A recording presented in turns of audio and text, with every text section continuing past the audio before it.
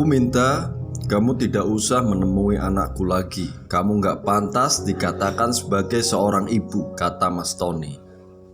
Dia langsung membawa anakku pergi. Sementara aku hanya bisa menangis melihatnya. Begitupun dengan kedua anakku.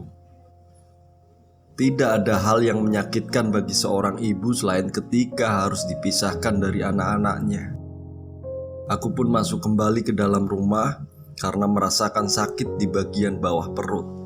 Mungkin aku mengalami kontraksi dini lagi karena keseringan menangis. Sabar ya anak-anakku, nanti kalau ibu sudah melahirkan dan bisa hidup mandiri, ibu akan membawa kalian lagi, kataku di dalam hati. Usia kehamilanku sudah menginjak 9 bulan dan sebentar lagi aku akan melahirkan. Tapi sebelum melahirkan, aku harus tetap bekerja dan mencari uang untuk kebutuhan hidup nanti. Apalagi pasca persalinan aku tidak mungkin bisa langsung bekerja. Aku harus punya bekal untuk biaya hidup pasca pemulihan karena melahirkan nanti. Tapi kemana? Aku harus mencari pekerjaan di saat perutku membesar begini. Sudah jelas tidak akan ada yang mau memperkerjakan wanita hamil. Apa aku berjualan gorengan keliling saja? Iya, sepertinya aku memang harus berjualan saja. Pagi ini aku sudah pergi berangkat ke pasar untuk membeli bahan-bahan untuk berjualan nanti. Hamil ya mbak? Sudah berapa bulan mbak? Tanya penjual sayuran ketika aku sedang membeli. Iya, sudah 9 bulan bu, jawabku sambil tersenyum. Sebentar lagi akan melahirkan ya. Sudah hamil tua, sebaiknya mbak banyak beristirahat di rumah. Takutnya nanti malah ingin melahirkan pas lagi di jalan. Kan rawan mbak, kata penjual sayuran. Aku hanya tersenyum menanggapi perkataan penjual sayuran. Sepulang dari pasar, aku langsung menyiapkan semua bahan dan mengolahnya. Setelah semua selesai, saatnya aku pergi berkeliling untuk menjual daganganku. Ya Allah, tolong permudahkanlah segala urusanku. Bantulah aku dalam setiap langkahku dan permudahkanlah aku untuk mendapatkan rezeki yang halal, kataku berdoa di dalam hati. Hari ini aku menjual bakwan, tahu goreng, dan beberapa kue pasar lainnya. Kulihat di luar rumah ada beberapa tetangga yang melihatku, tapi tatapan mereka masih sinis. Sepertinya aku harus menjualnya di luar kampung ini. Aku berjalan di tengah teriknya matahari dengan kondisi perut yang sudah membesar dan langkah kaki yang tidak bisa berjalan cepat. Beberapa orang yang melihatku dengan iba membeli daganganku. Aku terus menawarkan daganganku ke setiap orang yang berpapasan denganku, berharap mereka membelinya, dan semua daganganku habis terjual. Setelah kesana kemari menawarkan daganganku, alhamdulillah hari ini semua daganganku habis terjual. Aku sangat bersyukur atas rezeki yang aku dapatkan hari ini. Karena sangat lelah, aku memutuskan untuk beristirahat di sebuah warung kecil sambil minum dan membeli roti.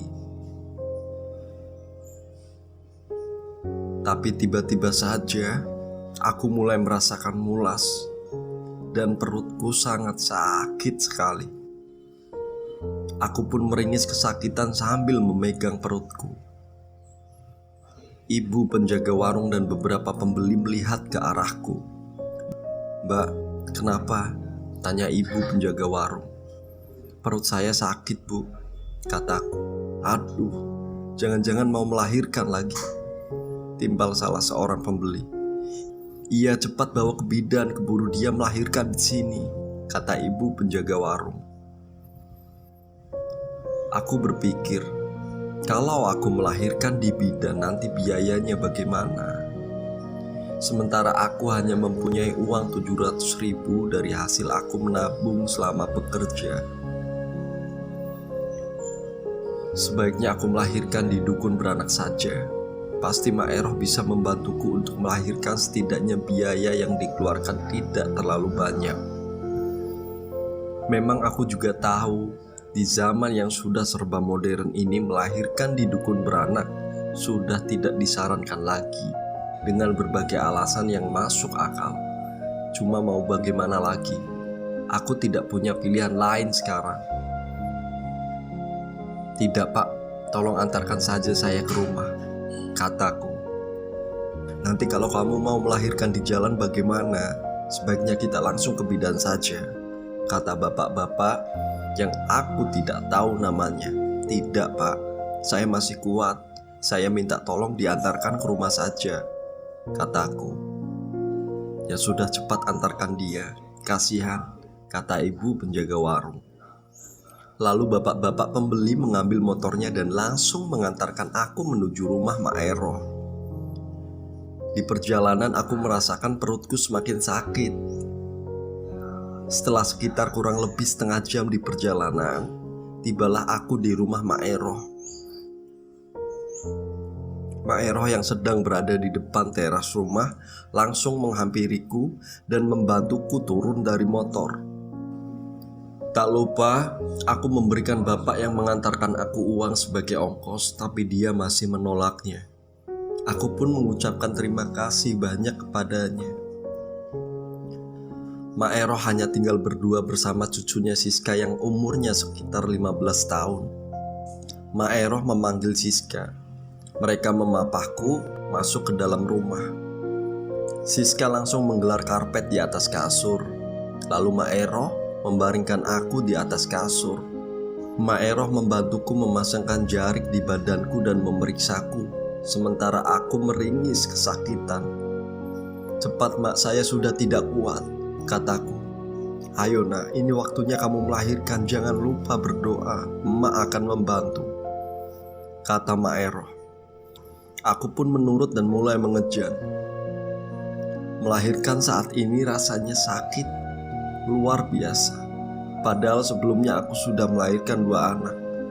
Tapi entah kenapa kali ini aku merasa tidak kuat. Keringat bercucuran di sekujur tubuhku. Begitupun dengan Mak Eroh. Kulihat di wajahnya terpancar kecemasan.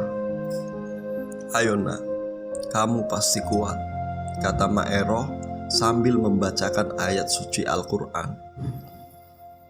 Bismillahirrahmanirrahim. Aku mengejan dengan sekuat tenaga.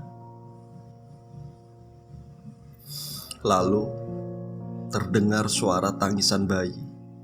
Mak Eroh tersenyum dan mengucapkan hamdalah. Alhamdulillah, bayi kamu laki-laki. Dia sangat tampan sekali, kata Mak Eroh tersenyum. Aku mendengar perkataan Mak Eroh samar-samar. Aku merasakan darah masih mengalir dengan deras. Lalu aku merasa semuanya gelap.